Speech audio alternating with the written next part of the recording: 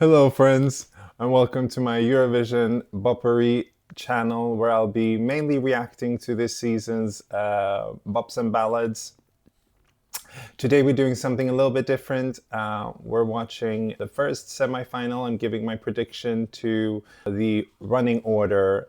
I'll be playing a minute of the songs, and I'll give my comments and reasoning for why it follows on to the previous song. If you like the content, please consider subscribing, liking, turn on the notifications, watch it to the end, share it with friends, all the stuff that helps supports the channel. It means the world. But before we get into it, I just want to share a little bit about the principles that the producers use to decide the running orders. I think the most important variables are the tempo of the songs and the language of the song. So they want to create a great show with great variation. You also have the gender and the number of artists to create fairness for the artists, as well as a great show for the viewers, because obviously they want the viewers to stick around.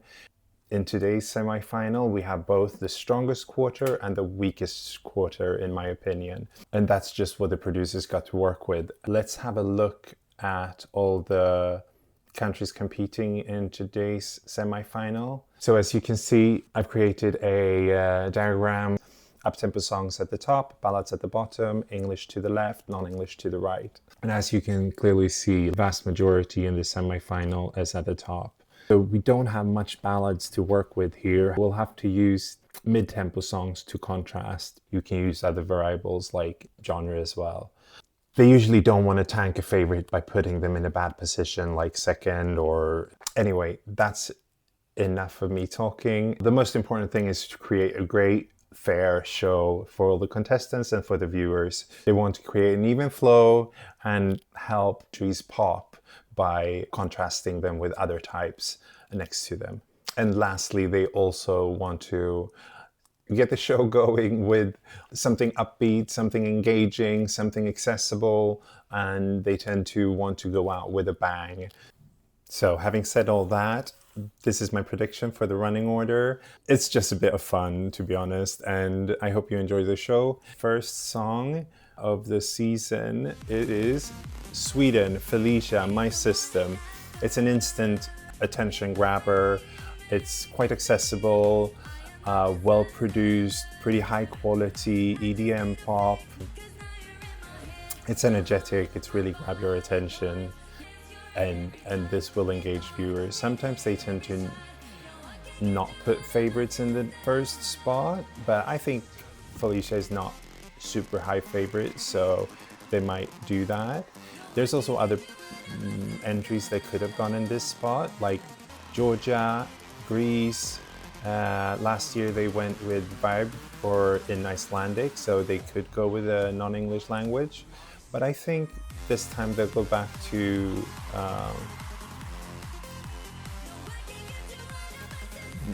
English and start us off with Felicia.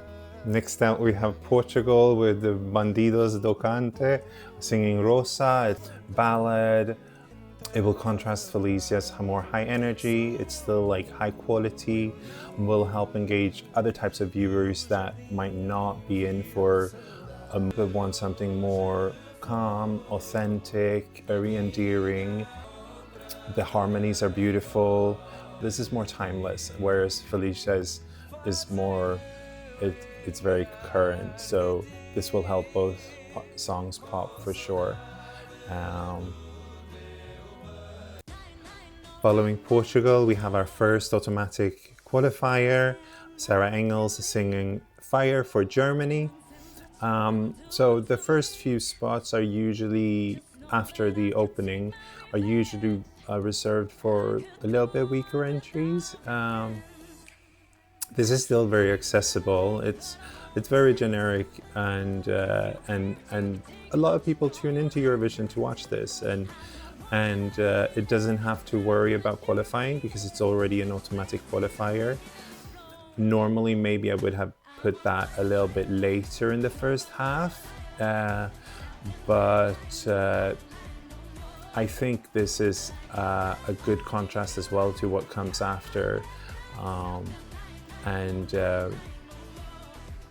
she's serving quality performance. It's very engaging and fun, and I think that's what you want in the beginning of the semi-final. Next up we have Greece and Akilas singing Ferto. The fourth spot is usually for a little bit of a crowd pleaser. I don't know why that has developed, and this is the biggest crowd pleaser of them all this year probably. It's also a bit of a favorite, so at least especially televote favorites, so we want to spread those out. It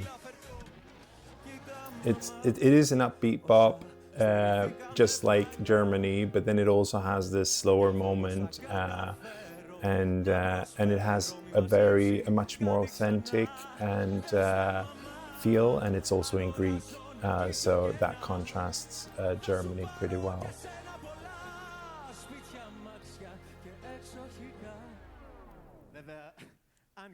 And at this point, if you aren't engaged with the semi-final, I don't know why you're watching. Next up, we have Croatia and Leleka singing Andromeda. We're moving from a single male performer to a group of women, dare I say, witches, singing beautifully this grand ethno ballad with lots of drama.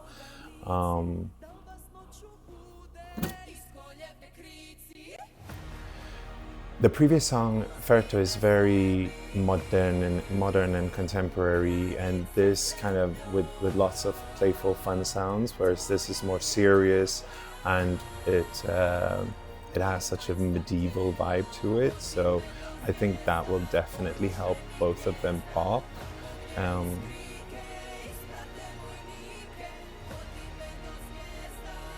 Yeah, the drama of this songs really pull you in.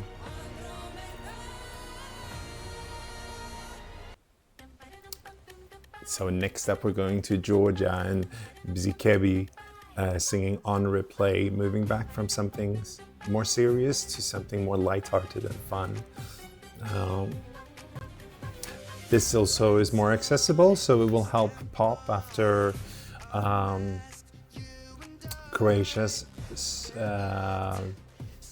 maybe more inaccessible or more out there kind of song. This is in English. It's very fun. It doesn't have any revolutionary lyrics or much to interpret. It's just an upbeat song about having fun, and they're definitely delivering that. And we also have a male singer in this trio, so it goes from a 5-group constellation to a trio with a male performer. And then we're over to Finland, Linda and Pete singing Liekin Heitin, which starts off slow with a lot of drama, with the violins, completely different vibe to Georgia's entry. This is also in Finnish, so you get language contrast. It doesn't continue as a ballad, it builds up to a mid-tempo bop. This would stand out anywhere, to be honest. So I think given its position as a favorite, the producers will put it as late as possible or thereabout. So it's in the penultimate place of the first quarter, well, the first half of the semi-final. And then last out of this half is Moldova and Satoshi singing Viva Moldova. Coming from the drama and the seriousness of the last song, this is more, again, a fun, upbeat song, and this might be televote dark horse.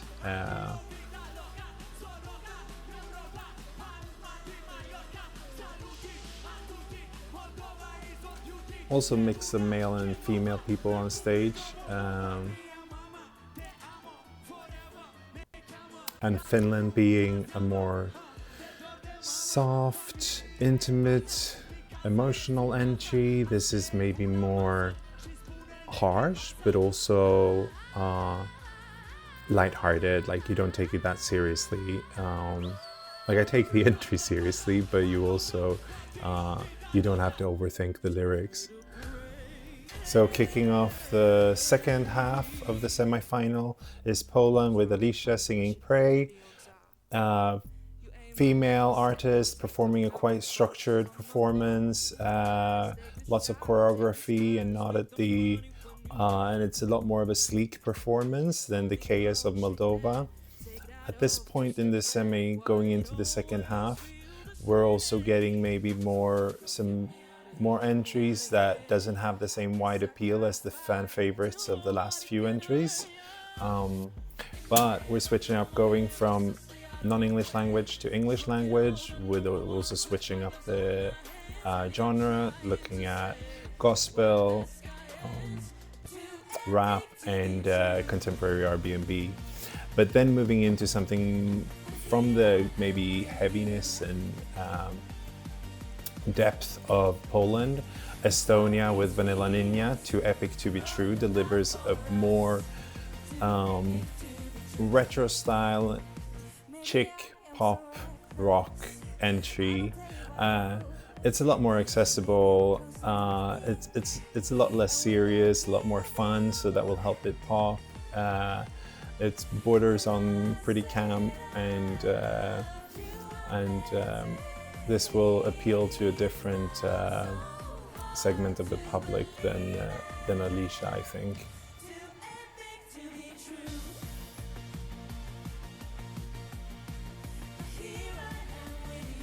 It also has a completely different style of performance, where they're just chilling on stage and being their charming selves and no advanced choreography. Then we've got Serbia with Lavina singing Krajmene. This would stand out no matter where you put it, but it's contrasted by female artists and upbeat vibes. This has a lot more of a serious, I mean, this is in its genre of its own with the death metal. I think that's the genre this is, or heavy metal. It also has a slower pace, so it's contrasted by more upbeat songs on each side. And this is just a piece of art, and this could also maybe finish the semi-final because of its grand and epic nature, but I think they want to finish on something a little bit more accessible. So this goes here, and then we're over to Belgium with Esila singing Dancing on the Ice. And she has a softer voice. It contrasts well with the harsh voice of Serbia, and it's a lot more accessible. It's in English. It sounds familiar, but also very contemporary. It does have a little bit of a dark pop vibe, but nowhere near as dark as Lavina. So it's still a nice contrast. I think if they use the visuals from the music video, it will have a lot more light. And then we're over to Italy with Sal Da Vinci singing Per Sempre Si. It goes from female artist to male, a completely different vibe. It's more upbeat and positive. It's a wedding song singing about love and how wonderful the day is, and a lot more timeless, or maybe it's a little bit Eurovision of the 90s in this one. I love this, but he definitely got genuine, authentic charm and charisma. And now we're over to, on the 14th place, Montenegro, Tamara Sikovic singing Nova Sora, which again has contrasts, the more positive or brighter vibe of Italy, with a female artist singing a more dark bop, and she delivers it in a kind of dark setting as well, which I think will contrast the staging of Italy. There's also has a lot going on stage, and yeah, she's definitely serving.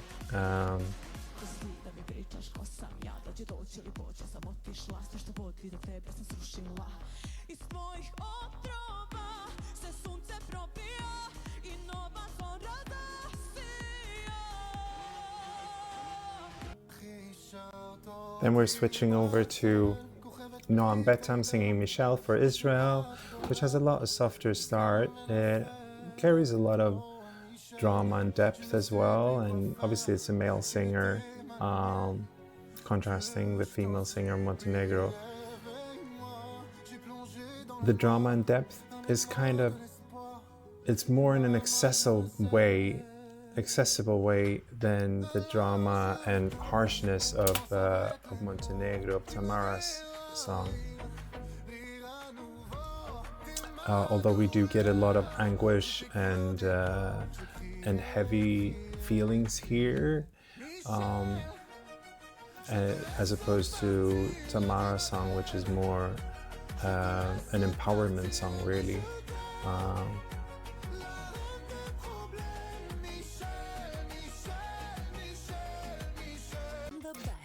Then again, we're switching from male, quite serious mid-tempo ballad to this female vocalist, performer, diva singing a disco bop with a little bit of funk in it.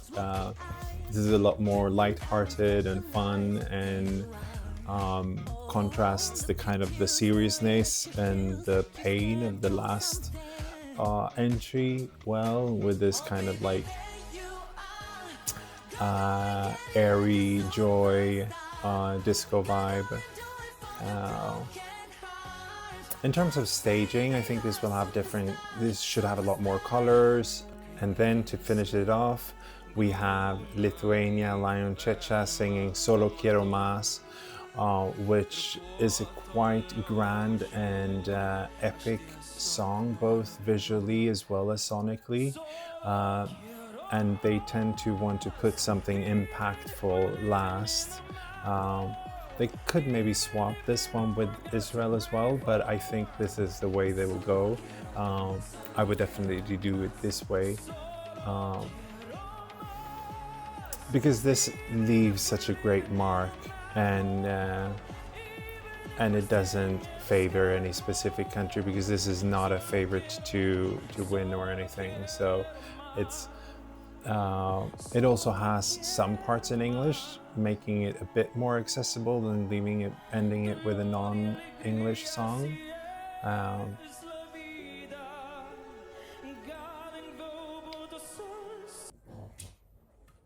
So that's all the 17 songs that will perform in the first semi-finals. My prediction / wish list. Let's see if I get anything right. I would love to hear your opinions. What do you agree with? What would you change? What do you hope for would be different? Any feedback or comments are appreciated. Please like and subscribe. Here you can see, sorry. There you can see my full running order, and so pause if you want to think about it. And yeah, thanks for watching. Really appreciate it. Have a lovely day. Bye.